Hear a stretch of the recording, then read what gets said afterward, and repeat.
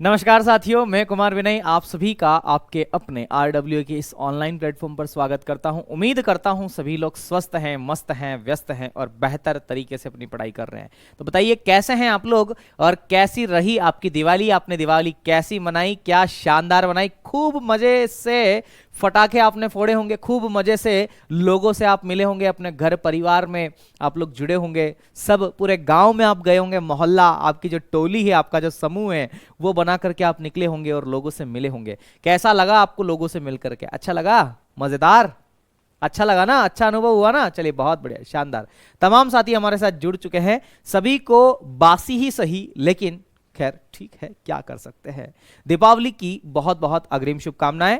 मेरी उम्मीद है कि ये दीपावली आपके जीवन में उमंग, उत्साह, पारिवारिक सुख, आर्थिक समृद्धि, निवेश में वृद्धि, है ना, और जमा पूंजी में वृद्धि, बचत में वृद्धि, तमाम प्रकार की सुख सुविधाएं लेकर के आपके सामने आए। इवन आपको रोजगार के प्रति जागरूक भी बनाए, रोजगार भी दिलाए। इसी वर्ष आपको दिवाली के इस उपहार में रोजगार भी मिले, ऐसी उम्मीद में भगवान बाबा महाकाल से करता हूं आप लोगों के लिए। ठीक है, तो चलिए शुक्रिया सभी को जुड़ने के लिए। और मेरी दीपावली मेरी दीपावली की जो बधाई है उसे स्वीकार करने के लिए सबसे पहले तो चलिए बहुत जल्दी सभी लोग जुड़ जाइए। बाकी की जो चीजें हैं हम लोग पढ़ना शुरू करेंगे। आपको पता है कि पूंजी बाजार हम लोग शुरू कर चुके थे। पूंजी बाजार जिसे कैपिटल मार्केट के नाम से भी जाना जाता है ना, कैपिटल मार्केट के नाम से भी इसको जाना जाता है। तो कैपिटल मार्केट हम लोग शुरू कर चुके थे और कैपिटल मार्केट हमने पढ़ना शुरू कर दिया था मेरे साथियों, और एक पार्ट हमने पढ़ भी लिया है। ठीक है, चलिए बहुत बढ़िया, शानदार। तमाम साथी यहां पर हमें जवाब दे रहे हैं। गुड इवनिंग सभी को, गुड इवनिंग सभी को, मेरा प्यार भरा नमस्कार सभी को, जय श्री महाकाल। तमाम साथी हमारे साथ जुड़ चुके हैं, आकांक्षा, अमरेश जी, तमाम साथी जो है हैप्पी दीपावली सभी को, शुभ दीपावली। ये दीपावली आप सभी के लिए बढ़िया सा एक उपहार हो, बढ़िया सा आपके जीवन में खुशियों का अभिवादन करे, खुशियां भर दे, ऐसी उम्मीद हम लोग कर रहे हैं।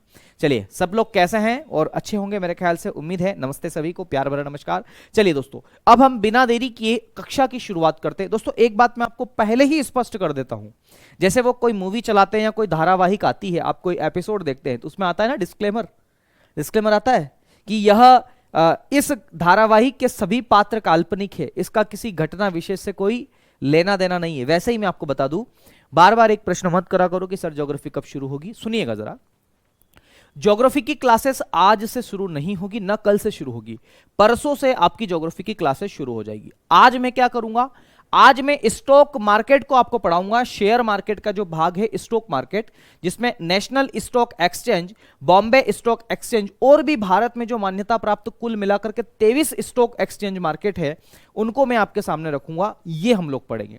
कल क्या पढ़ेंगे तो ध्यान रखिएगा, कल हम भारत में जो क्रांतियां हुई है, कृषि क्रांति हो गई, चाहे वह तमाम प्रकार की क्रांति हो गई, जैसे नदी जोड़ो परियोजना किस क्रांति के नाम से जानी जाती है, हरित क्रांति, दुग्ध क्रांति जिसे ऑपरेशन फ्लड के नाम से जाना जाता है, झींगा उत्पादन के लिए कौन सी क्रांति है, टमाटर के लिए कौन सी है, लाल क्रांति कौन सी है, नीली क्रांति कौन सी है, ये सारी की सारी क्रांतियां कल पढ़ेंगे। और कल ही हम लोग नवरत्न, महारत्न और मिनी रत्न कंपनियां क्या है, औद्योगिक नीति क्या है, कृषि नीति क्या है, ये पढ़ने का प्रयास करेंगे। कल आपका लास्ट लेक्चर होगा साथियों, कल आपका अंतिम लेक्चर होगा। ये मेरा डिस्क्लेमर अभी समाप्त हुआ। परसों से जो आपकी क्लासेस चलेगी वो इंडियन ज्योग्राफी की चलेगी। ज्योग्राफी में भी पहले हम भारत का भूगोल नहीं पढ़ेंगे, विश्व का भूगोल पढ़ेंगे। ठीक है, तो विश्व के भूगोल से हम लोग वहां पर शुरुआत करेंगे। ये बात मैंने आपको पहले ही डिस्क्लेमर में कह दी है। बार बार कमेंट सेक्शन में आप इस जवाब को मत पूछिएगा कि सर ज्योग्राफी कब से शुरू होगा। दूसरी बात, इकोनॉमिक्स तो ठीक है, इकोनॉमिक्स तो अपनी जगह एक स्टेबल विषय है। ध्यान रखिएगा, इकोनॉमिक्स में गतिशीलता बहुत ज्यादा है, इसमें प्रतिदिन जो है कुछ ना कुछ बदलाव होता रहता है। पर आज दिल्ली पुलिस वैकेंसी को देखते हुए और पेट के एग्जाम को देखते हुए मुझे बहुत खुशी हो रही है कि मैंने जितना पढ़ाया है, मैंने जहां जहां से सोर्स से आपको पढ़ाने की कोशिश करी है, वहां से प्रश्न आए हैं। और आज मेरी बच्चे से बात हुई तो उन्होंने बताया कि सर मुद्रा से क्वेश्चन आया जो आपने बताया था, ऐसे तमाम प्रकार के प्रश्न आए, तो मुझे बेहद खुशी हुई इस बात की। तो मैं उम्मीद करूंगा कि आपकी परीक्षा, देखो आपका बैच जो है मेरे लिए पहला बैच है, मेरा RWA में ज्वाइनिंग के बाद आपका जो विनायक बैच है पहला बैच है, समझिएगा इस बात को। और पहले बैच में खूब मेहनत मैंने की है, खूब, पहले ही नहीं हर बैच में की है, लेकिन इस बैच में मुझे ज्यादा मेहनत करना पड़ी है आप लोगों के लिए, अपने खुद के लिए। आ रही बात समझ में? तो मैं इत्मीनान से हर एक बात को पढ़ाऊंगा, परेशान मत होइएगा आप लोग, ठीक है। और शानदार तरीके से हम ज्योग्राफी को भी पढ़ने का प्रयास करेंगे, ठीक है, बहुत ही जल्द हम लोग शुरुआत करेंगे। चलिए बहुत बढ़िया, शानदार। तो अब मैं नए बाजार की बात कर लेता हूं, ध्यान रखिएगा। अब मैं बात करूंगा, अच्छा उससे पहले मैं आपको कुछ बातें बता देता हूं कि पूंजी बाजार के कुछ उपकरण हैं, वो कौन कौन से उपकरण हैं, तो ध्यान रखिएगा। अगला बिंदु आप उसके बाद में लिख सकते हैं पूंजी बाजार, या इसी को आप लोग कैपिटल मार्केट के नाम से जान सकते हैं। तो पूंजी बाजार के कुछ उपकरण हैं, यानी कि शेयर मार्केट, जो कि पूंजी बाजार के नाम से भी जाना जाता है। पूंजी बाजार के उपकरण, टूल्स ऑफ कैपिटल मार्केट आप इसे कह देते हैं। किस नाम से जानते हैं आप इसे? टूल्स ऑफ कैपिटल मार्केट आप इसे कह सकते हैं दोस्तों, ठीक है। तो कैपिटल मार्केट के टूल्स कौन कौन से हैं, मैं यहां पर लिख भी देता हूं। Tools of capital market, tools of capital market, ठीक है। तो टूल्स कौन कौन से हैं इस पूंजी बाजार के, इसके बारे में अगर आपसे प्रश्न पूछ लिया जाए तो आप क्या जवाब देंगे, तो मैं आपको बताता हूं। सिंपल सी बात है, इसके बहुत सारे टूल्स होते हैं, लेकिन जो मैं आपको बता रहा हूं वो जरूर ध्यान रखिएगा। एक को हम कहते हैं शेयर। क्या कहते हैं? शेयर। मैंने आपको कल भी शायद, मतलब लास्ट क्लास में भी मैंने आपको डिस्कस किया था कि शेयर क्या होता है। तो मैंने आपको बताया था शेयर का मतलब होता है अंश या हिस्सा, ठीक है। और मैंने बताया था कि किसी कंपनी के हिस्से दो हो सकते हैं, दो से अधिक हो सकते हैं, या हो सकता है कि हिस्सेदारी बेच दी जाए तो लोगों के पास भी हिस्सेदारी पहुंच जाए। तो ध्यान रखिएगा, पहला तो इसका टूल्स क्या हो गया, आपका शेयर हो गया है। शेयर हो गया है, यानी कि इस शेयर के, मतलब मैंने बता दिया था शेयर दो प्रकार का होता है। एक को हम बोलते हैं इक्विटी शेयर, दूसरे को हम बोलते हैं, क्या बोलते हैं, ध्यान रखिएगा, एक को हम कहते हैं इक्विटी शेयर। इक्विटी शेयर में क्या होता है? इक्विटी शेयर में मतदान का अधिकार होता है, वोटिंग होती है, वो आपसे पूछी जाती है, ठीक है। तो ध्यान रखिएगा, ये शेयर का शेयर के प्रकार हो गए, आपके शेयर हो गया। दूसरा इसका क्या भाग हो सकता है, दूसरा इसका क्या उपकरण हो सकता है, तो ध्यान रखिएगा दोस्तों, आपने एक शब्द सुना होगा डिबेंचर। क्या सुना है? डिबेंचर। आपने नाम सुना ही होगा डिबेंचर का, मैं आपको बता देता हूं। इसे ऋण पत्र के नाम से जाना जाता है। क्या बोलते हैं इसको? ऋण पत्र, डिबेंचर, या इसको क्या बोलते हैं? ऋण पत्र, ऋण पत्र।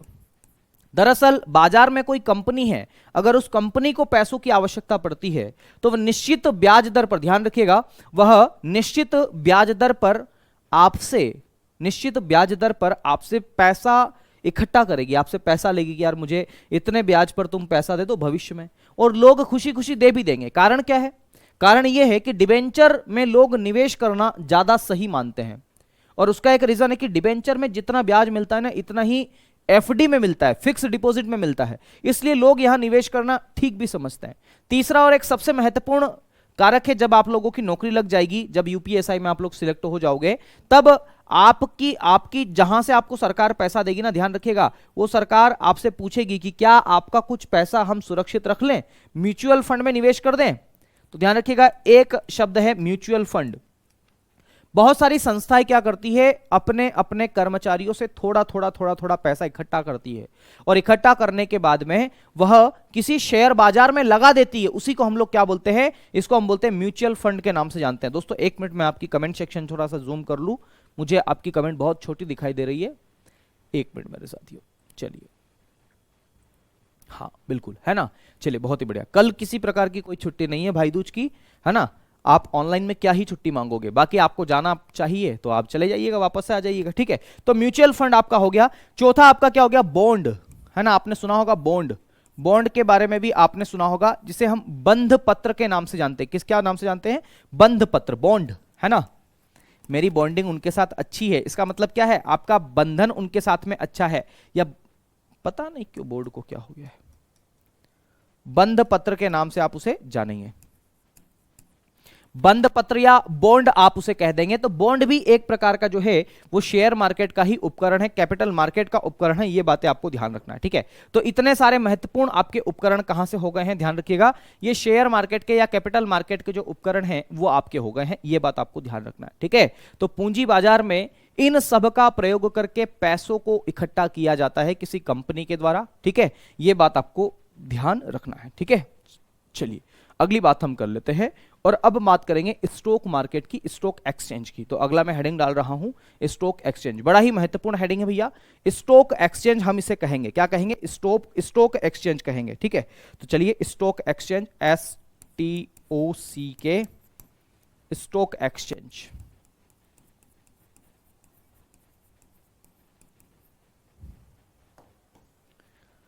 आपने नाम तो काफी कुछ सुना होगा स्टॉक एक्सचेंज के बारे में। बहुत सारे लोग तो ट्रेडिंग भी करते होंगे। ट्रेडिंग समझते हैं आप लोग? ट्रेडिंग का मतलब होता है ट्रेड करना, व्यापार करना। स्टॉक एक्सचेंज में व्यापार करना बहुत सारे लोग सीख गए होंगे या नहीं सीखे होंगे, तो वो करने की कोशिश कर रहे होंगे। उनको ऐसा लगता होगा कि यार स्टॉक एक्सचेंज में जो है ट्रेडिंग करना बहुत ही अच्छा है और यहां से हमें फायदा हो सकता है, ऐसी बातें वो चाहेंगे। ध्यान रखिएगा, स्टॉक एक्सचेंज कुछ नहीं है, दरअसल एक प्रकार का ऑनलाइन मार्केट है, एक ऑनलाइन प्लेटफॉर्म है जहां पर शेयर की खरीदी और बिक्री करते हैं। तो स्टॉक एक्सचेंज किसे कहते हैं? तो ध्यान रखिएगा, मैं यहां पर एक लाइन में लिख देता हूं, एक ऐसा बाजार, या ऐसा लिखते हैं, एक ऑनलाइन प्लेटफॉर्म, एक ऑनलाइन प्लेटफॉर्म है, एक ऑनलाइन प्लेटफॉर्म, अरे बाप रे, एक ऑनलाइन प्लेटफॉर्म है जहां शेयर की, शेयर मतलब अंश, जहां शेयर की खरीदी बिक्री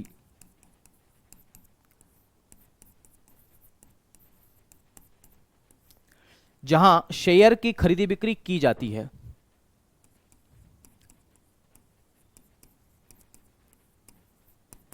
जहां शेयर की खरीदी बिक्री की जाती है, तो स्टॉक एक्सचेंज किसे कहते हैं? तो ध्यान रखिएगा, स्टॉक एक्सचेंज कुछ नहीं, एक प्लेटफॉर्म है। और ये प्लेटफॉर्म सर्विस, मतलब ये जो सुविधाएं हैं बहुत सारी कंपनियां आपको उपलब्ध करवाती है। आपने नाम सुना होगा जीरोधा। जीरोधा एक एप्लीकेशन है। आपने नाम सुना होगा एंजिल ब्रोकिंग, एंजिल वन के नाम से अब नाम परिवर्तित हो गया। एंजिल वन एक एप्लीकेशन आता है, और एंजिल वन जैसे ही आप एप्लीकेशन या जीरोधा एप्लीकेशन जैसे ही आप डाउनलोड करते हैं, आ रही बात समझ में, और डाउनलोड करने के बाद वो आपसे कहता है कि भैया आपका अकाउंट बनाइए। तो जो अकाउंट बनाएंगे आप, जिससे शेयर मार्केट में आप ट्रेडिंग कर सकते हैं, उसे हम लोग क्या कहते हैं? तो ध्यान रखिएगा, उसे आप कहते हैं डीमेट अकाउंट। क्या बोलते हैं? Demat account. तो ध्यान रखिएगा, मैं आपको बताना चाहता हूं कि डीमेट अकाउंट के नाम से इसको जाना जाता है, जहां पर आप लोग ट्रेडिंग करेंगे। तो ध्यान रखिएगा, स्टॉक एक्सचेंज में ट्रेडिंग करने के लिए आपको डीमेट अकाउंट की आवश्यकता पड़ती है। तो मैं यहां पर लिख देता हूं कि स्टॉक एक्सचेंज में ट्रेडिंग के लिए, या स्टॉक मार्केट में, स्टॉक एक्सचेंज में ट्रेडिंग के लिए, ट्रेडिंग का मतलब आप समझ गए होंगे ना, ट्रेडिंग का मतलब है शेयरों की खरीदी बिक्री, है ना। ट्रेडिंग हेतु जिस अकाउंट को खोला जाता है उसे हम लोग क्या बोलते हैं? Demat account. Trading, stock exchange में ट्रेडिंग हेतु डीमेट अकाउंट, डीमेट अकाउंट की आवश्यकता होती है।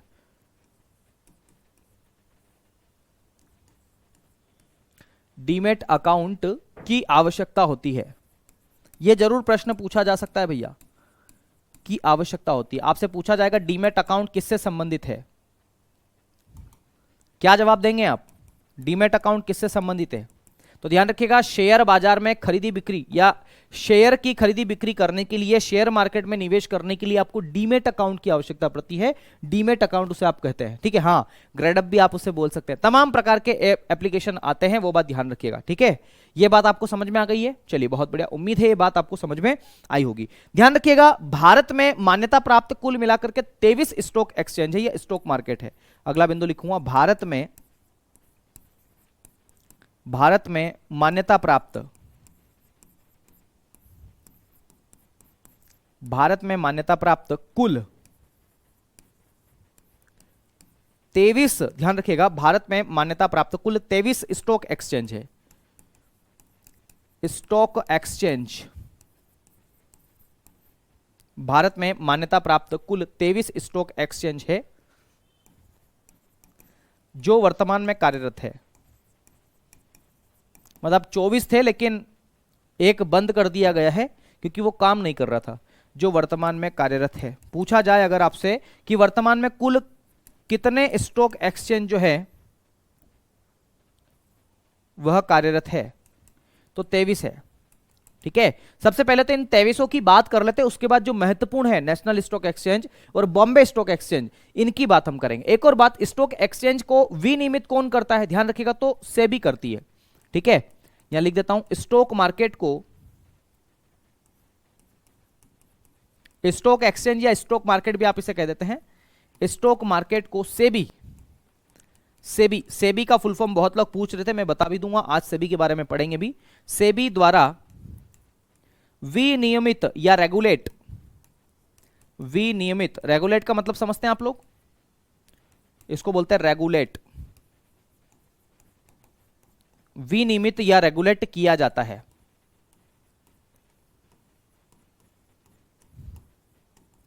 किया जाता है, ध्यान रखिएगा।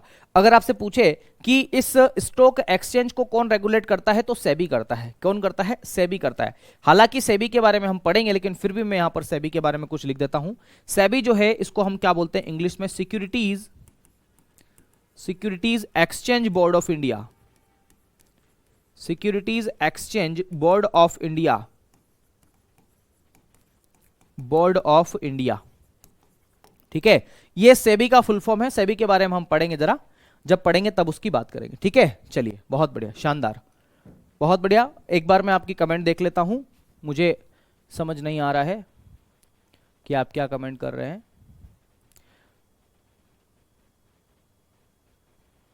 चलिए आगे बढ़ते हैं, ठीक है। उम्मीद है ये बात आपको समझ में आई होगी, ठीक है। सेबी के बारे में भी हम लोग पढ़ेंगे, परेशान मत होइएगा। अब हम बात करते हैं कुल भारत के जो कुल 23 मान्यता प्राप्त जो है आपके स्टॉक एक्सचेंज, उसकी बात करेंगे, ठीक है। तो हेडिंग डाल रहा हूं मैं, भारत के मान्यता प्राप्त 23 स्टॉक एक्सचेंज।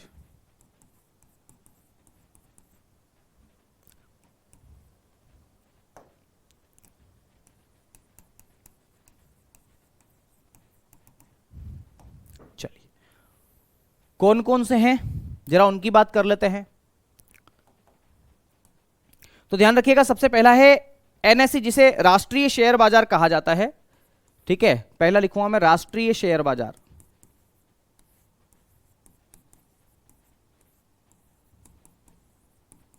राष्ट्रीय शेयर बाजार। और ध्यान रखिएगा, नेशनल शेयर मार्केट जो है इसका मुख्यालय कहां पर पड़ता है? तो मुंबई में पड़ता है। कहां पर पड़ता है? मुंबई, मुंबई में पड़ता है दोस्तों। तो ये पहला शेयर मार्केट आपका पड़ता है। और मुंबई कहां पर है? तो महाराष्ट्र में। कहां पर है दोस्तों? महाराष्ट्र में है। ये जरूर आपको ध्यान रखना है। मैं जितना भी लिखवा रहा हूं, कम से कम इतना तो आपको पढ़ना ही पढ़ना है साथियों। दूसरा ध्यान रखिएगा, अगर दूसरे की बात करें तो बॉम्बे स्टॉक एक्सचेंज, आपने नाम भी सुना होगा बीएसई का बारे में, ठीक है। तो Bombay stock exchange, Bombay stock exchange, Bombay stock exchange. और बॉम्बे स्टॉक एक्सचेंज जो है इसे बीएसई के नाम से भी जाना जाता है। मैं यहां पर लिख देता हूं बीएसई। इन दोनों के बारे में जरूर हम कुछ पढ़ेंगे, बीएसई। और ध्यान रखिएगा, इसका भी जो मुख्यालय है वो कहां पर है, या ये कहां पर है? तो मुंबई में ही पड़ता है। और मुंबई भी कहां पर पड़ता है? महाराष्ट्र में पड़ता है दोस्तों। तो ये दूसरा स्टॉक एक्सचेंज आपका हो गया है, जो कि अति महत्वपूर्ण है। तीसरा है उत्तर प्रदेश स्टॉक एक्सचेंज, जो कि कानपुर में पड़ता है। कहां पर पड़ता है? Uttar Pradesh stock exchange, Uttar Pradesh stock exchange, Uttar Pradesh stock exchange. और यह कहां पर पड़ता है? कानपुर। और कानपुर आपका पड़ता है यूपी में, ठीक है। उत्तर प्रदेश स्टॉक एक्सचेंज जो है वो कानपुर में पड़ता है, यूपी में पड़ता है। बहुत बढ़िया, शानदार, ठीक है। आगे बढ़ते हैं। राजकुमार जी, एक ही कमेंट आप बार बार मत करो, मुझे आपकी कमेंट मैंने पढ़ ली है, देख ली है, आपको जैसा लगे मेरे भाई, ठीक है। क्योंकि सभी लोगों का भविष्य यहां पर टिका हुआ है। मैं सभी को बताना चाहता हूं कि सभी लोग ध्यानपूर्वक पढ़े केवल, ठीक है। आप ऊपर नीचे की बातों को ना ध्यान दें। राजकुमार जी, इससे कोई सेंस नहीं है, मेरा आपको केवल इतना ही कहना है कि इससे कोई मतलब नहीं है, कोई मतलब नहीं। इससे डीमोरलाइज हम भी होंगे और आप भी होंगे, बाकी कोई विषय वाली बात नहीं है, ठीक है। आपको जैसा लगे वैसा, ठीक है, ठीक है।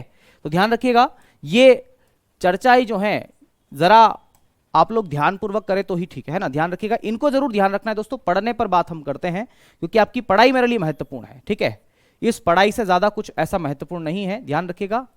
तो ध्यान रखिएगा, ये आपका तीसरा हो गया उत्तर प्रदेश स्टॉक एक्सचेंज, जो कि कानपुर में पड़ता है। वहीं पर चौथा दिल्ली स्टॉक एक्सचेंज आपका मैं लिखना चाहूंगा, दिल्ली स्टॉक एक्सचेंज।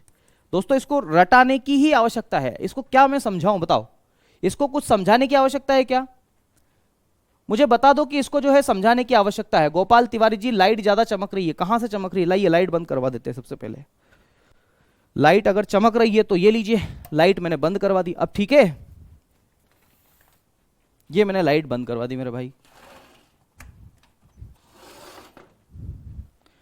ठीक है ना। तो ध्यान रखिएगा, दिल्ली स्टॉक एक्सचेंज, ये सब रट्टाफिकेशन है मेरे भाई, रटना ही पड़ेंगे।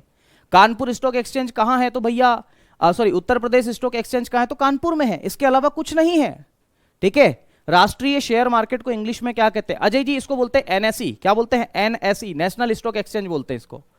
लिख देता हूं मैं इसको,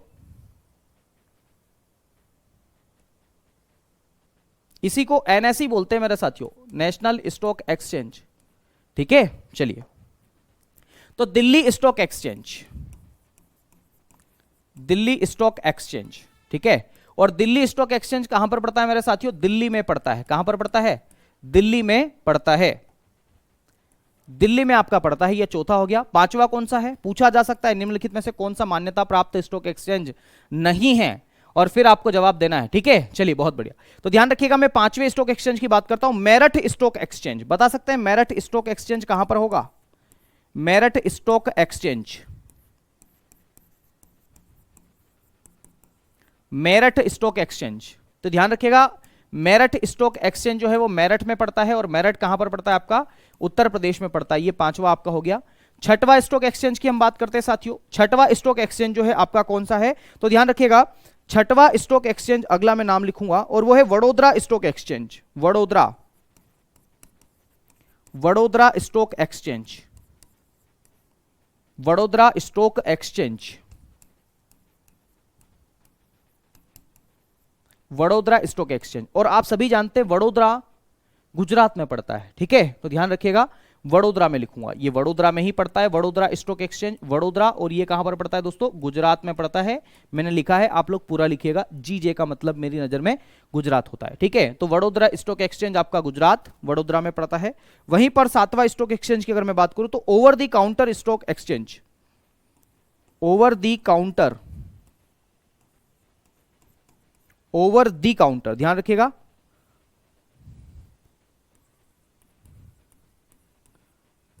ठीक है। पूरा नाम जरूर लिखूंगा मैं, over the counter exchange of India,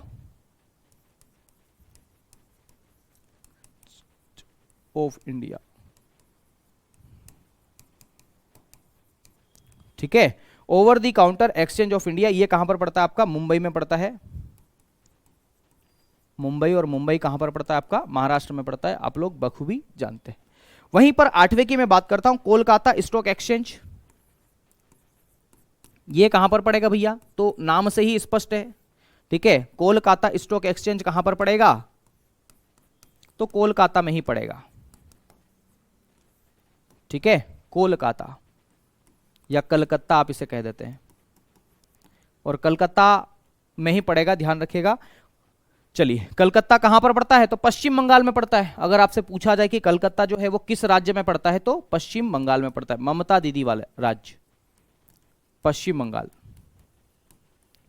ठीक है। ये सारे के सारे आप लोग उतार लीजिए एक बार जल्दी से। मुंबई महाराष्ट्र, बहुत बढ़िया, शानदार, ठीक है, उतार लिया आपने। यहां तक चीजें स्पष्ट हो गई आपको? चलिए, बिल्कुल अमितेश जी, लाइव क्लास चल रही है, ठीक है, बहुत बढ़िया चल रही है, कोई दिक्कत वाली बात नहीं है, ठीक है। ये कोलकाता स्टॉक एक्सचेंज की हमने बात करी साथियों। आगे बढ़े, चलिए।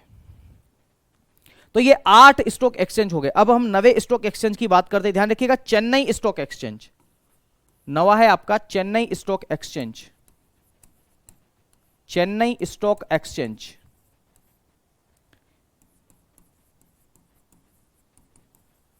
चेन्नई स्टॉक एक्सचेंज कहां पर पड़ेगा? तो डेफिनेटली चेन्नई में पड़ेगा।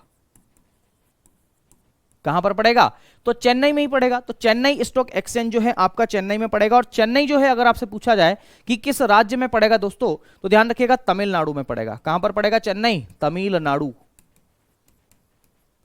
तमिलनाडु में पड़ेगा, यह बात आपको ध्यान रखना है। 10वें अंक का जो है उसको हम देखते हैं। 10वां जो स्टॉक एक्सचेंज है उसका नाम क्या है? Coimbatore stock exchange. कोयम्बटूर तमिलनाडु में पड़ता है, कोयम्बटूर स्टॉक एक्सचेंज,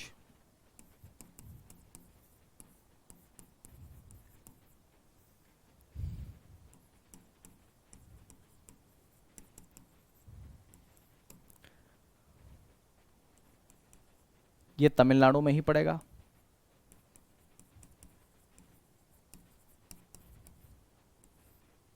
ठीक है, वहीं पर 11वें स्टॉक एक्सचेंज की हम बात करते हैं साथियों। जो 11वें नंबर का आपका स्टॉक एक्सचेंज है उसका नाम है बंगलुरु स्टॉक एक्सचेंज, बेंगलुरु, जहां पर इसरो का मुख्यालय है। ठीक है, तो बंगलुरु स्टॉक एक्सचेंज। यार मैं, आप खुद ही मुझे बताओ कि मैं क्या कर सकता हूं। जब बंगलुरु स्टॉक एक्सचेंज बंगलुरु में पड़ता है तो मैं इसमें क्या करूं। ये तो रट्टाफिकेशन वाली चीज है ना यार। मनीष जी बोल रहे हैं कि नवीन सर ने बताया कल छुट्टी है। मुझे नहीं आइडिया, अगर छुट्टी होगी तो सबकी होगी। ठीक है, तो बंगलुरु स्टॉक एक्सचेंज जो है मेरे साथियों, वह बंगलुरु में पड़ता है। और बंगलुरु कहां पर पड़ता है? कर्नाटक में पड़ता है। बंगलुरु कर्नाटक।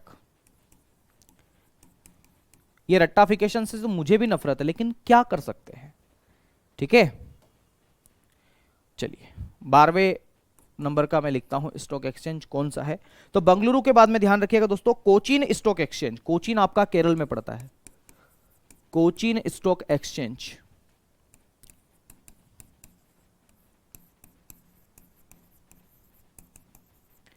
कोचीन स्टॉक एक्सचेंज, और ये आपका पड़ता है कहां पर? केरल में। केरल है ना। चलिए अगले स्टॉक एक्सचेंज की बात करते हैं।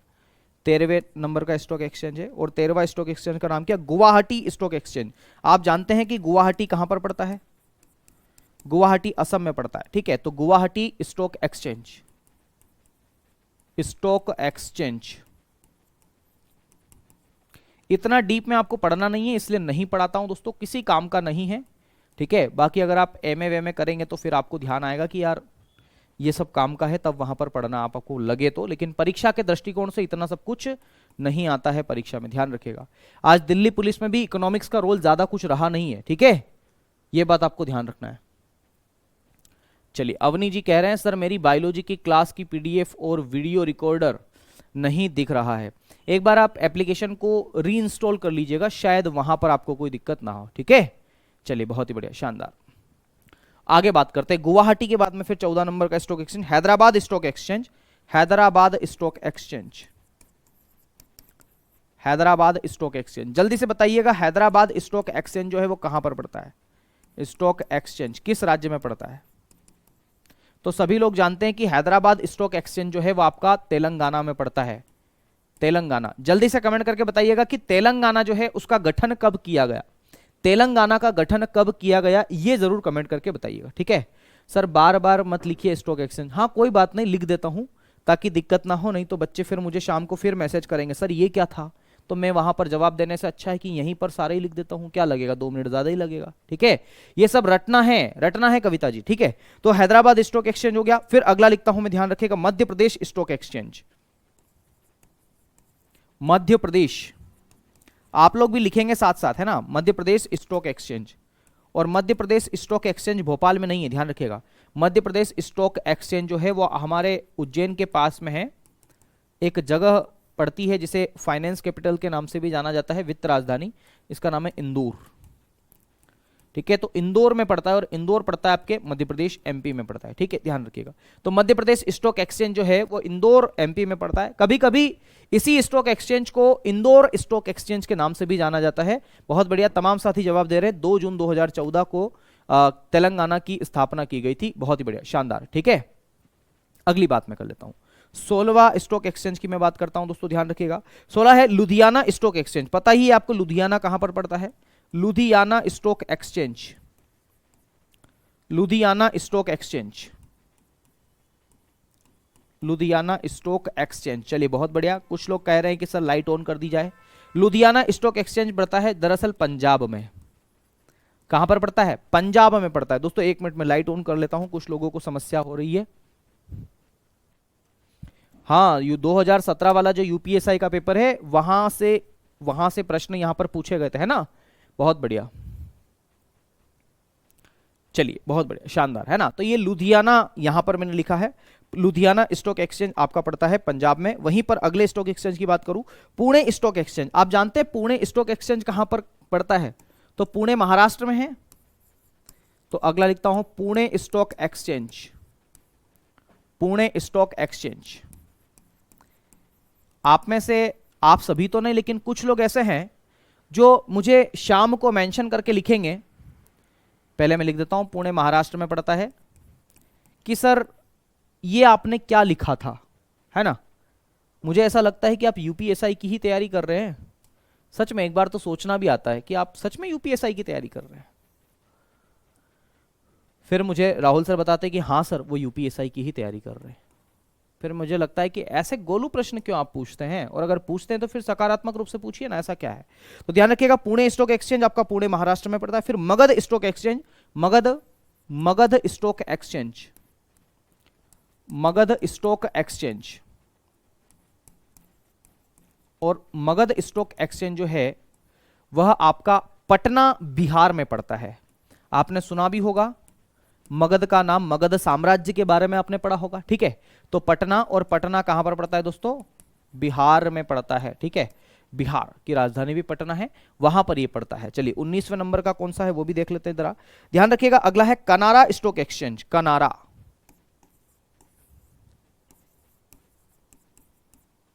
कनारा स्टॉक एक्सचेंज।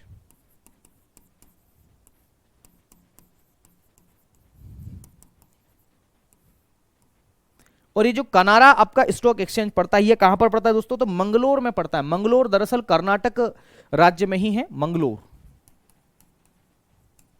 मंगलोर, और ये कहां पर है, कर्नाटक, कर्नाटक में आपको पड़ेगा, ठीक है। अगले स्टॉक एक्सचेंज की बात कर लें, सर्वाधिक महत्वपूर्ण स्टॉक एक्सचेंज है, ध्यान रखिएगा। अगला 20वां स्टॉक एक्सचेंज, जिसका नाम है दोस्तों जयपुर स्टॉक एक्सचेंज, और जयपुर स्टॉक एक्सचेंज नाम से ही स्पष्ट है कहां पर पड़ेगा, तो ध्यान रखिएगा गुलाबी शहर जिसे हम कहते हैं, जयपुर स्टॉक एक्सचेंज,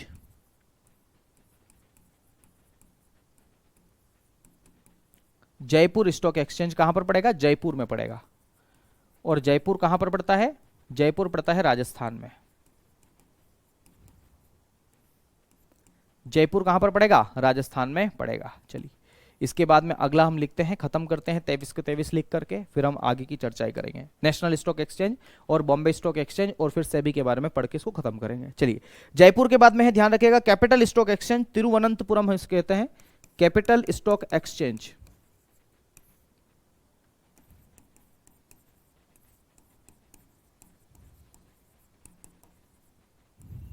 ठीक है। और ये कहां पर पड़ेगा, तो तिरुवनंतपुरम केरल में पड़ेगा, तिरुवनंतपुरम,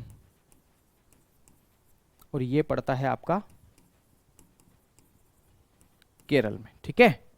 वहीं पर 22वें नंबर का जो स्टॉक एक्सचेंज है उसके बारे में भी थोड़ी सी चर्चा कर ही लेते हैं, ठीक है। अगला स्टॉक एक्सचेंज कौन सा है, तो ध्यान रखिएगा अगला स्टॉक एक्सचेंज है अहमदाबाद स्टॉक एक्सचेंज, अहमदाबाद। ये कहां पर पड़ेगा, अहमदाबाद में ही पड़ेगा, अहमदाबाद स्टॉक एक्सचेंज।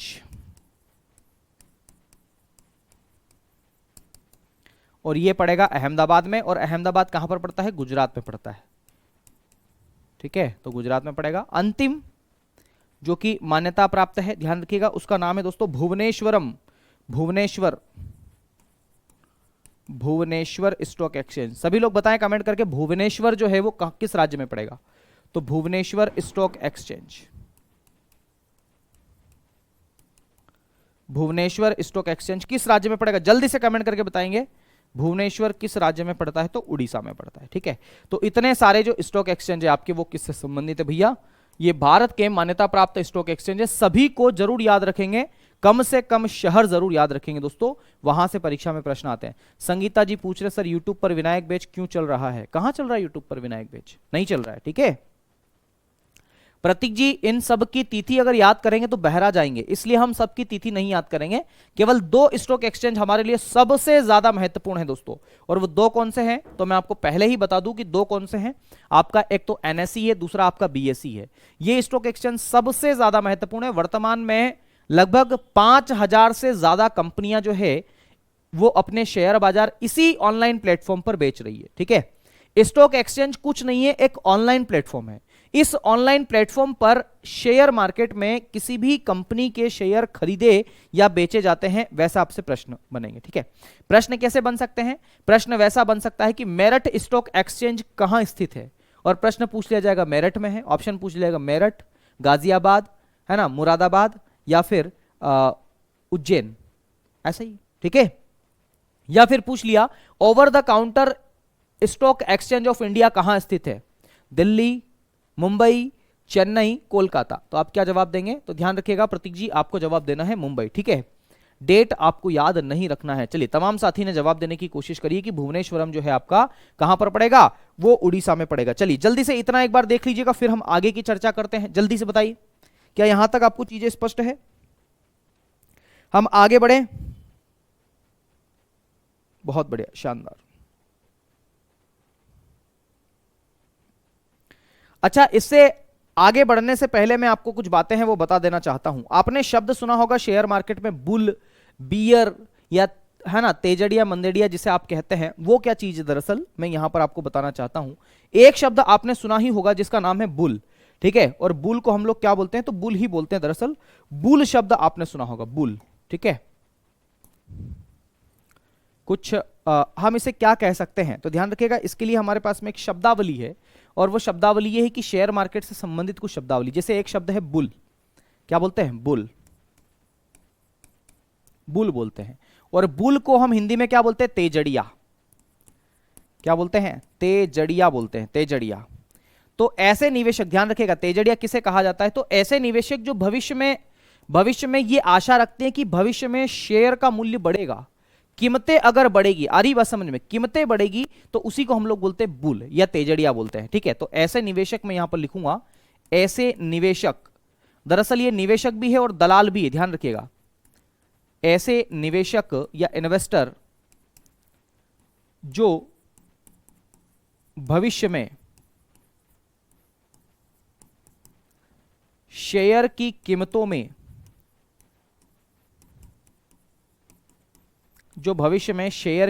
में सकारात्मक कीमतों में वृद्धि, ऐसा लिखे, कीमतों में वृद्धि की आशा रखते हैं, है ना, शेयर की कीमतों में वृद्धि की आशा रखते हैं, ठीक है, उन्हें क्या कहते हैं? तेजड़िया कहते हैं। और एक और बात ध्यान रखिएगा, ये जो तेजड़िया होते हैं ना, ये सकारात्मक विचार की बात कर लेते हैं, क्योंकि हम पॉजिटिव सोचेंगे ना कि यार भविष्य में बढ़ेगा। हम क्यों सोचे कि हमारे शेयर की कीमत कम होगी? तो ध्यान रखिएगा, हाँ, बुल एंड बियर उसे कहते हैं महेंद्र जी, ध्यान रखिएगा। तो ध्यान रखिएगा, ये सकारात्मक विचारधारा वाले लोग हैं, है ना। तो ये निवेशक सकारात्मक यानी कि पॉजिटिव, सकारात्मक विचार रखते हैं, सकारात्मक विचार रखते हैं, ठीक है। अगर आपसे पूछा जाए कि भैया तेजड़िया या मंदड़िया में से कौन निवेशक जो है वह सकारात्मक विचार रखते हैं, तो ध्यान रखिएगा ये बुल वाले जो हैं, है ना, बुल, ठीक है। जैसे सांड, बुल का आपने देखा होगा, बुल का चिन्ह, प्रतीक चिन्ह सांड है, आ रही बात समझ में? बेल या बुल या बेल या सांड आप बोल देते हैं सुमित जी, वही, ठीक है। तो ध्यान रखिएगा, उन्हीं के बारे में थोड़ी सी बात यहां पर मैंने करी है। तो उनको बुल बोलते हैं, क्या बोलते हैं? बुल बोलते हैं। वहीं पर एक शब्द आपका बनता है बियर। बियर वो पीने वाली नहीं है, बियर का मतलब यहां पर भालू होता है, ऐसे ध्यान रखिएगा, बियर का मतलब होता है भालू। लेकिन स्टॉक मार्केट में बियर शब्द जो है वो मंदड़िया के लिए प्रयोग किया जाता है, जो मंदी की आशा रखते हैं। मंदी का मतलब क्या है? जो ऐसा कहते हैं कि यार भविष्य में जो है ना शेयर की कीमतें कम होगी, उसी को हम मंदड़िया के नाम से जानते हैं। तो मैं यहां पर एक लाइन यहां पर लिखना चाहूंगा इन लोगों के लिए, ध्यान रखिएगा, ऐसे निवेशक या इन्वेस्टर, ऐसे निवेशक जो भविष्य में शेयर की कीमतों में कमी की उम्मीद रखते हैं,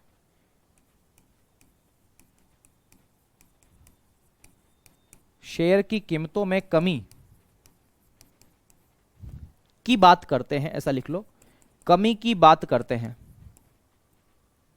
कि भैया शेयर अब गिरेगा, ऐसी नकारात्मक बातें करते हैं, उन्हें क्या कहते हैं? मंदड़िया कहते हैं, है ना, या उन्हें बियर कहते हैं। और ये नकारात्मक विचारधारा वाले लोग होते हैं, ये नकारात्मक, नेगेटिव थॉट के बारे में सोचते हैं, ये नकारात्मक विचारधारा या विचार रखते हैं,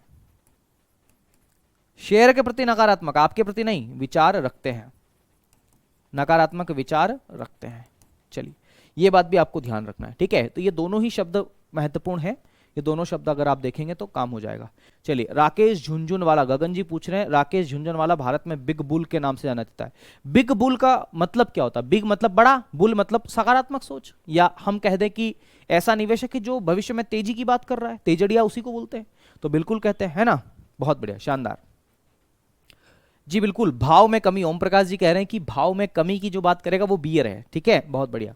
अच्छा, एक बात बताइए, ये सारी बातें आपको समझ में आती है मैं जो पढ़ाता हूं?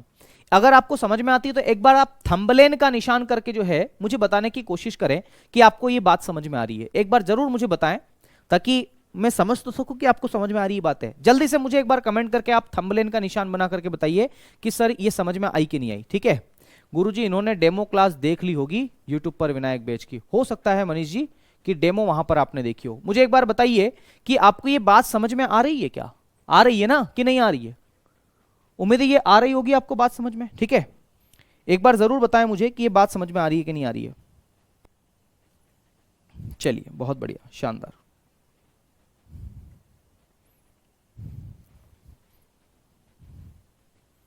चलिए आगे हम बढ़ते हैं, अगले टॉपिक की हम बात करते हैं। अब नेशनल स्टॉक एक्सचेंज के बारे में थोड़ी सी बात कर लेते हैं, ठीक है।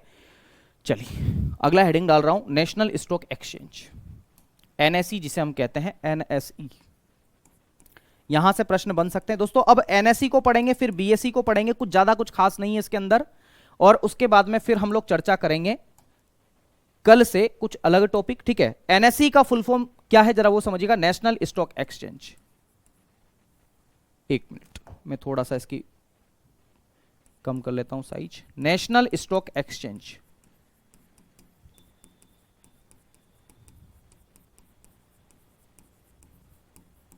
ठीक है। एनएसई का फुल फॉर्म क्या है तो ध्यान रखिएगा, नेशनल स्टॉक एक्सचेंज जो है वह एनएसई का फुल फॉर्म है दोस्तों, ठीक है। एनएसई का फुल फॉर्म क्या है तो नेशनल स्टॉक एक्सचेंज जो है इसका फुल फॉर्म है। अगर आपसे पूछा जाए, ध्यान रखिएगा, अगर मैं कुछ बात करूं उसके बारे में, सबसे पहली बात जो एनएसई के बारे में करूंगा कि एनएसई का मुख्यालय कहां है, नेशनल स्टॉक एक्सचेंज का मुख्यालय कहां है। तो दोस्तों ध्यान रखिएगा, इसका जो हेडक्वार्टर है वो कहां पर पड़ता है आपका, मुंबई में पड़ता है, ठीक है, मुंबई।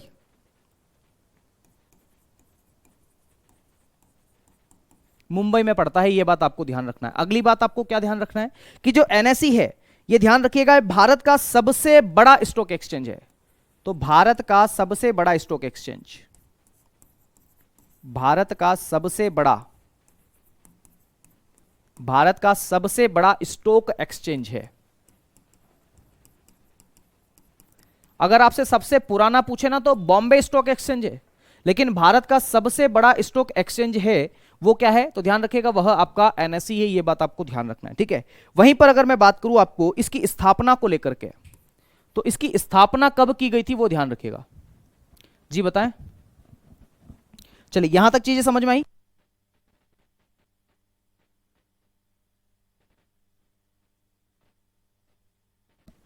चलिए आगे बात करता हूं। भारत का सबसे बड़ा स्टॉक एक्सचेंज ये है, ध्यान रखिएगा। एक समिति थी, उस समिति का नाम था फैरवानी समिति। क्या नाम था? फैरवानी समिति। और ये जो समिति थी ना, इसकी स्थापना की गई थी 1991 में। समझना ये बिंदु कई लोग समझ नहीं पाते हैं।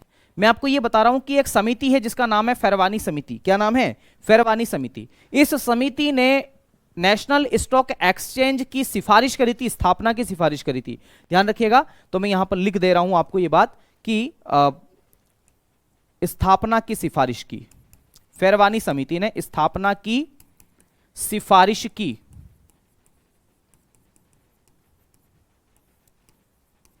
ठीक है, इस समिति ने, फैरवानी समिति ने जो है इस नेशनल स्टॉक एक्सचेंज की स्थापना की सिफारिश करी थी कि भैया देश में एक ऐसा ऑनलाइन प्लेटफॉर्म होना चाहिए जो क्या कर सके, जो स्टॉक की या शेयर की खरीदी बिक्री कर सके। यह बात आपको ध्यान रखना है। अगर आपको ध्यान रखना है कि भैया इसकी स्थापना कब की गई, फैरवानी समिति तो 1991 की है, इसने सिफारिश करी है, तो ध्यान रखिएगा इसकी स्थापना ठीक 1 साल बाद की गई थी।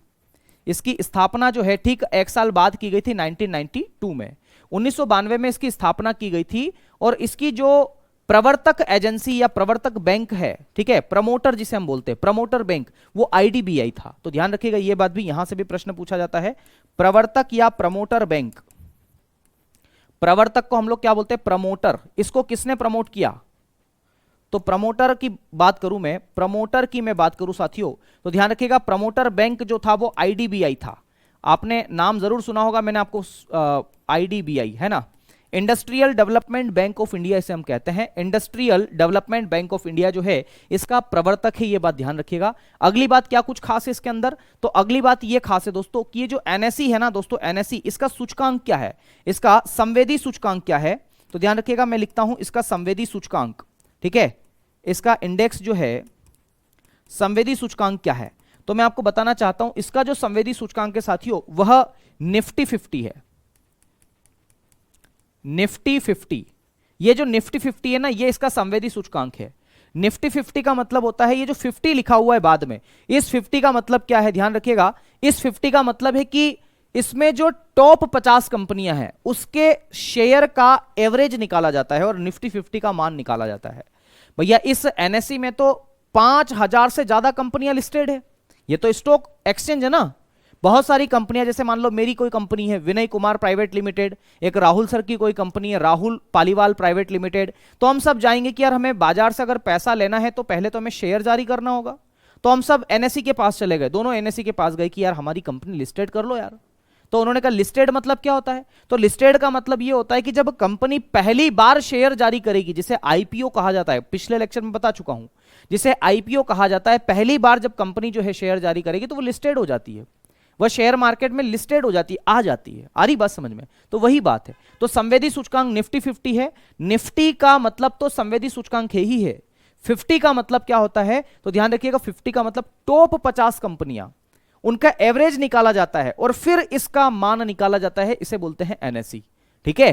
तो ये एनएसई के बारे में इतनी सारी बातें हो गई, आपको ध्यान रखना है, आ रही बात समझ में। एक और बात मैं आपको बताना चाहता हूं, और वह बात यह बताना चाहता हूं कि स्टॉक एक्सचेंज में जो विदेशी निवेश है वो कितना होता है, तो मैं नोट करके उस बात को लिखवाऊंगा आपको, कि एक नोट बना देता हूं मैं कि भैया स्टॉक एक्सचेंज में कोई विदेशी व्यक्ति अगर निवेश करना चाहे तो वो कितना निवेश कर सकता है, तो 49% का निवेश ही कर सकता है, ठीक है। तो यहां पर मैं आपको एक बात लिखवाऊंगा, वो बात समझना जरा, कि 49% तक विदेशी निवेश है ना, विदेशी निवेश कितना लागू है इसमें स्टॉक एक्सचेंज में, तो विदेशी निवेश केवल 49%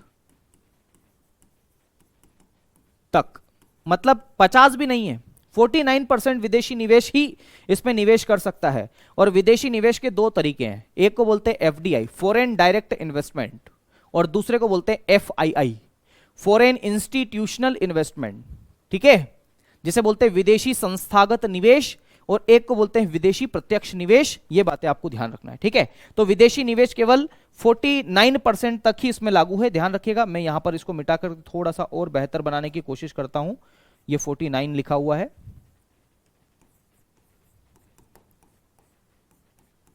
ठीक है, ये बात मैंने यहां पर बताई है। तो ये एनएसई के बारे में बात हो गई। अगला टॉपिक है बीएसई का, मैं बीएसई के बारे में भी थोड़ी बहुत बातें आपको जिक्र कर देता हूं। बीएसई जिसे बॉम्बे स्टॉक एक्सचेंज के नाम से जाना जाता है, ठीक है। तो अगला है बीएसई, बीएसई, ठीक है, और इसके लिए हमारे पास में जो शब्द है अंग्रेजी में वो क्या है, बॉम्बे स्टॉक एक्सचेंज।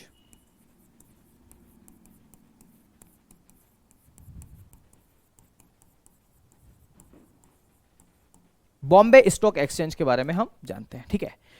तो बीएसई में क्या कुछ खास है, तो इसमें जो मुख्य बिंदु हैं वो आपके निम्नलिखित हैं, हम अगर उनको लिखना चाहें तो क्या क्या लिख सकते हैं। सबसे पहली बात, इसकी स्थापना को लेकर के हम बात करेंगे कि इसकी स्थापना कब की गई दोस्तों, तो ध्यान रखिएगा ये भारत का ही नहीं वरन एशिया का सबसे पुराना स्टॉक एक्सचेंज है। 1875 में इसकी स्थापना की गई थी। कब स्थापना की गई थी, 1875 में इसकी स्थापना की गई थी, इसीलिए ध्यान रखिएगा। और कहां पर की गई थी, अगर इसके हेडक्वार्टर की बात कर दी जाए, इसके मुख्यालय की बात कर दी जाए दोस्तों, तो बॉम्बे नाम से ही स्पष्ट है, बॉम्बे को वर्तमान में मुंबई के नाम से जाना जाता है। बॉम्बे चूंकि उस समय एक प्रेसिडेंसी बैंक के रूप में कार्यरत था, इसलिए ध्यान रखिएगा 49%। भैया जी किसका 49%, तालिब जी 49% विदेशी निवेश, यानी कि विदेशी व्यक्ति अगर शेयर मार्केट में पैसा लगाना चाहेगा तो केवल 49% तक ही पैसा लगा पाएगा। जैसे उदाहरण के लिए मान लीजिए कोई बीएसएनएल कंपनी है, समझना इस बात को, ये कोई बीएसएनएल कंपनी है और इस कंपनी के शेयर बेच दिए गए हैं। सरकार ने कहा कि इसके 100% शेयर जो है हम लोग मार्केट में बेच रहे हैं, तो भैया भारत वाले जो लोग हैं ना वो अधिकतम कितने शेयर इसके खरीद पाएंगे? तो ध्यान रखिएगा 51% खरीद पाएंगे। और विदेशी व्यक्ति, भारत से बाहर वाला जो व्यक्ति है, विदेशी व्यक्ति, वो कितने शेयर इसके खरीद पाएगा? तो लगभग 49% ही खरीद पाएगा, इससे ज्यादा नहीं खरीद पाएगा। इसी को बोलते हैं विदेशी निवेश। ठीक है, आ गया समझ में? विदेशी निवेश का मतलब है कि विदेशी व्यक्ति भारत की कंपनियों के शेयर जो है या भारत में जो निवेश है, इन्वेस्टमेंट है, वो केवल 49% तक ही कर पाएगा। इतनी सी बात है, बाकी कोई विशेष बात इसमें नहीं है।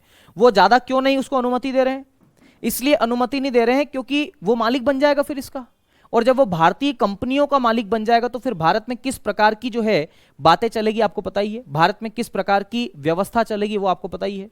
ईस्ट इंडिया कंपनी भी तो केवल व्यापार करने ही आई थी, और व्यापार से उसने साम्राज्य तक स्थापित कर लिया था। तो डर लगता है। भारत ने क्यों स्टार्टिंग में जब देश आजाद हुआ तब क्यों पूंजीवादी अर्थव्यवस्था को नहीं अपनाया? कारण ही यह था कि भारत को डर लग रहा था कहीं ऐसा ना हो कि हम निजी निवेश को, यानी कि विदेशी निवेश को भारत में एंट्री दें और विदेशी व्यक्ति आकर के फिर भारत में राज करना शुरू कर दे, तो बड़ी समस्या होती थी। ठीक है सर, इंडियन आदमी 51%? हाँ जी मनोज जी, केवल इंडियन आदमी, मतलब मैं 51 तो नहीं खरीद पाऊंगा ना, शेयर की कीमत आप समझो। ठीक है, चलिए तो ध्यान रखिएगा। बीएसई के बारे में मैं जो बातें हैं एक दो और लिखवा देता हूं, फिर हम इस क्लास को ओवर करते हैं। ध्यान रखिएगा इस बीएसई के बारे में एक बात है और कि एशिया का सबसे पुराना, और एशिया और भारत का सबसे पुराना, ऐसा लिख देता हूं, एशिया और भारत का सबसे पुराना, भारत का सबसे पुराना। ठीक है, यह बात आपको ध्यान रखना है। फिर अगर इसके संवेदी सूचकांक की मैं बात करूं कि इसका सूचकांक क्या है, तो मैं आपको बताना चाहता हूं इसका जो सूचकांक है, जिसे हम लोग क्या कहते हैं, इसके सूचकांक को हम लोग क्या बोलते हैं, जैसे उसको निफ्टी 50 बोलते हैं। ठीक है, इसके लिए हमारे पास में संवेदी सूचकांक क्या है दोस्तों? तो ध्यान रखिएगा इसका जो हमारे पास में संवेदी सूचकांक है वो क्या है, एक बार कमेंट करके बताइए जल्दी से कि इसका संवेदी सूचकांक क्या है बॉम्बे स्टॉक एक्सचेंज का। सेंसेक्स 30, क्या बोलते हैं? Sensex 30, Sensex 30। और ये जो 30 है दोस्तों, ये जो 30 है ना, यहां पर भी ये 30 टॉप 30 कंपनियां हैं। ये बड़ी बड़ी 30 कंपनियां हैं जिसके शेयर का एवरेज निकाला जाता है और यहां पर ये रखा जाता है। ठीक है, ये बात आपको ध्यान रखना है। सेंसेक्स प्रेमचंद रायचंद जी ने स्थापना की थी 1875 में, बिल्कुल सही है ना, ध्यान रखिएगा। तो संवेदी सूचकांक है सेंसेक्स 30। और एक और बात मैं आपको यहां पर बताना चाहूंगा कि ये जो बीएसई है, बॉम्बे स्टॉक एक्सचेंज, ध्यान रखिएगा ये एक ऐसा स्टॉक एक्सचेंज है, ध्यान रखिएगा, जिसको आईएसओ प्रमाण पत्र जारी हुआ है। ठीक है, तो ध्यान रखिएगा यहां पर मैं लिखना चाहूंगा कि आईएसओ प्रमाण पत्र प्राप्त करने वाला भारत का पहला स्टॉक एक्सचेंज है ये। तो आईएसओ प्रमाण पत्र, आईएसओ प्रमाण पत्र प्राप्त करने वाला भारत का पहला स्टॉक एक्सचेंज, भारत का पहला स्टॉक एक्सचेंज है। ठीक है, तो इतनी सारी बातें मैंने आपको बीएसई से संबंधित आपको बताई है, और इसका मुख्यालय मैंने मुंबई बता ही दिया है, यह बात आपको ध्यान रखना है। ठीक है, बाकी 23 मान्यता प्राप्त स्टॉक एक्सचेंज मैंने आपको वहां पर भी बता दिया है। संवेदी सूचकांक क्या होता है? संवेदी सूचकांक का मतलब यह होता है मेरे साथियों, संवेदी सूचकांक का मतलब यह होता है कि जब कोई कंपनी बाजार में लिस्टेड होती है तो उसके शेयर की कोई कीमत होती है। अगर एक कंपनी है तो उसके शेयर की कीमत सामने होगी, दो कंपनी है तो भी सामने होगी, लेकिन अगर बहुत सारी कंपनियां उसमें ऑनलाइन प्लेटफॉर्म में शामिल हो जाए तो उस कंपनियों के शेयर कब नीचे गिरेंगे, कब बढ़ेंगे, तो इनका एक एवरेज निकाला जाता है, उसी को बोलते हैं संवेदी सूचकांक। ठीक है, एक इंडिकेटर है, यह बात आपको ध्यान रखना है। चलिए, बहुत बढ़िया, शानदार। सर बहुत लोग कैमरा से वीडियो बनाकर डाल रहते हैं यूट्यूब पर आरडब्ल्यू की, चलिए छोड़िए, है ना, तो ये बात आपको समझ में आ गई है। चलिए अंतिम बातें हम लोग बात करेंगे, वो है आपकी, केवल 2 मिनट और लूंगा आपका। ठीक है, अभी तो मेरा ही समय चल रहा है, खैर वो ध्यान रखिएगा। आपका जो है सेबी है, सेबी, सेबी के बारे में आपने सुना भी होगा। सेबी के बारे में कुछ ज्यादा खास नहीं है, मैं आपको बहुत बार तो पहले भी बता चुका हूं सेबी के बारे में। तो सेबी के बारे में मैं बात कर लेता हूं थोड़ी सी, सेबी के बारे में। चलिए आइए जरा, सेबी, सबसे पहली बात कि सेबी का फुल फॉर्म क्या है, तो ध्यान रखिएगा सेबी में SEBI शब्द का प्रयोग किया गया है। एब्रीविएशन क्या होता है इसका, तो ध्यान रखिएगा securities and exchange board of India, इसको हम बोलते हैं। तो सिक्योरिटीज जिसे हम प्रतिभूति बोलते हैं हिंदी में, एंड एक्सचेंज बोर्ड या securities exchange board of India, exchange board of India, security exchange board of India, ये इसका फुल फॉर्म होता है। इसको सेबी कहा जाता है। एक और बात जो सेबी के बारे में मैं आपको बताना चाहता हूं कि ये जो सेबी है इसका मुख्यालय कहां है दोस्तों, तो ध्यान रखिएगा इस सेबी का जो मुख्यालय है, हेडक्वार्टर है, वो कहां पर है, तो मुंबई में है। ठीक है, इसका मुख्यालय कहां पर है, तो मुंबई में है। अगर इसकी स्थापना को लेकर के मैं बात करूं कि इसकी स्थापना कब की गई थी, तो मैं आपको बताना चाहता हूं कि इसकी जो स्थापना है वह 12 अप्रैल को की गई थी। तो 12 अप्रैल सन था 1988 का, इस समय इस सेबी की स्थापना की गई थी। और जब सेबी की स्थापना की गई थी तब केवल स्थापना की गई थी, कह दिया गया था कि यार तुम शेयर मार्केट को रेगुलेट करना, पूंजी बाजार को विनियमित करना, लेकिन बाद में इसको हमने वैधानिक दर्जा दिया।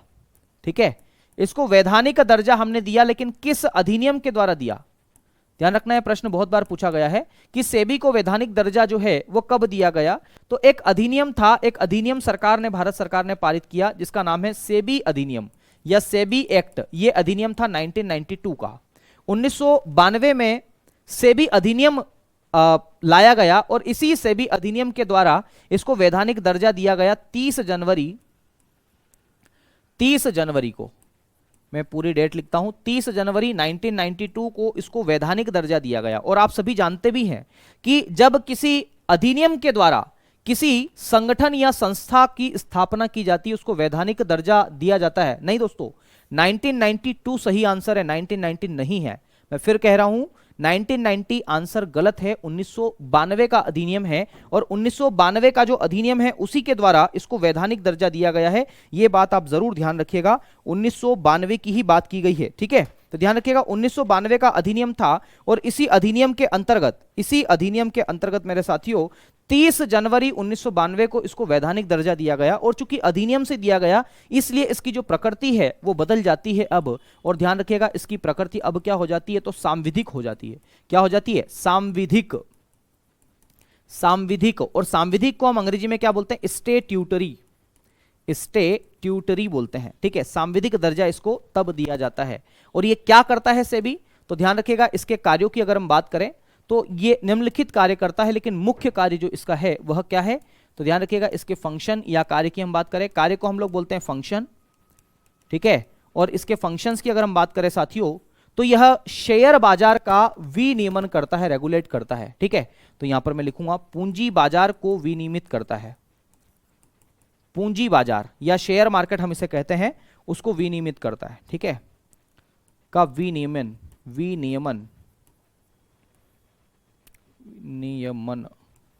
या इसी को हम लोग बोलते हैं रेगुलेशन या रेगुलेट करना। ठीक है, और भी इसके कुछ कार्य है, जैसे निवेशकों के हितों की रक्षा करना, जो इन्वेस्टर हैं जिन्होंने शेयर मार्केट में निवेश किया है उनके हितों की रक्षा करना। तो निवेशकों के हितों की रक्षा करना, ये भी इसका कार्य है। ठीक है, वहीं पर और भी कुछ इसके कार्य, जैसे मैं आपको बताऊं कि जो इनसाइडर ट्रेडिंग है, जैसे किसी कंपनी में कार्य करने वाले जो लोग हैं, अगर कोई कंपनी नया कोई उद्यम करना चाह रही है, नया कोई कार्य करना चाह रही है, आ रही बात समझ में, और नया कार्य करती है तो वो कुछ प्लानिंग बनाती है ना, तो कंपनी के बड़े बड़े लोग जो प्लानिंग करते हैं वो प्लानिंग कर रहे हैं। पता चला कि टाटा की कोई नई कार आने वाली है जो पानी से चलने वाली है, ऐसी कार की प्लानिंग हो रही है और वो 2-4-5 महीनों में आ ही जाएगी। और कंपनी का कर्मचारी अगर ये बात सुन लेता है या उसे पता चल जाता है तो अपने सहयोगी को बोलेगा जो शेयर मार्केट में पैसा लगाता है कि भाई टाटा एक नई कार निकालने वाली है जो पानी से चलेगी। तो वो जो सहयोगी ना पहले ही टाटा के शेयर बहुत सारे खरीद के रखता है, उसको पता है कि भाव इसका बढ़ने वाला है। इसको बोलते हैं इनसाइडर ट्रेडिंग या गुप्त सूचना को लीक कर देना, इसको बोलते हैं इनसाइडर ट्रेडिंग। इनसाइडर का मतलब होता है गोपनीय सूचना, गोपनीय व्यापार। ठीक है, और आपको पता ही है हर्षद मेहता वाला केस, बाकी तो चीजें आप समझते ही हैं। तो इसको बोलते हैं इनसाइडर ट्रेडिंग। तो मैं थोड़ा सा ऊपर बना करके इसको लिख देता हूं, इनसाइडर ट्रेडिंग। ट्रेडिंग पर रोक लगाना या अंकुश लगाना, है ना, पर रोक लगाना। तो ये सारे के सारे जो काम है। और एक और बात, जो कंपनियां लिस्टेड हो चुकी है, जिनका आईपीओ जारी हो चुका है, उनको लाइसेंस देना, उनको रद्द करना, ये सारी जिम्मेदारी भी सेबी की ही होती है। सेबी के बारे में ही ये सारी चीजें आपको पढ़ना पड़ेगी। ठीक है, तो चलिए, बहुत बढ़िया, शानदार। मेरे ख्याल से यहां तक आपको चीजें समझ में आ गई होगी। उम्मीद है ये सारी बातें आपको आसानी से समझ में आई होगी सेबी से संबंधित। ठीक है, तो यहां जो पूंजी बाजार का हमारा साथ था वो खत्म हुआ। अब हम कल एक लास्ट लेक्चर लेंगे जिसमें भारत की प्रमुख क्रांतियों के बारे में जिक्र करेंगे और औद्योगिक नीतियों के बारे में थोड़ी बहुत जिक्र करेंगे, कुछ कृषि नीतियों के बारे में जिक्र करेंगे और फिर इकोनॉमिक्स वाला पार्ट जो है वो कंप्लीट कर देंगे। ठीक है, तो चलिए, शुक्रिया, धन्यवाद। मिलते हैं आपसे कल शाम को 4 बजे। तब तक के लिए दीजिए मुझे इजाजत। धन्यवाद, शुक्रिया, जय श्री महाकाल, राधे कृष्ण। सभी को मेरा प्यार भरा नमस्कार, सभी को जय हिंद, जय भारत। चलिए, शुक्रिया।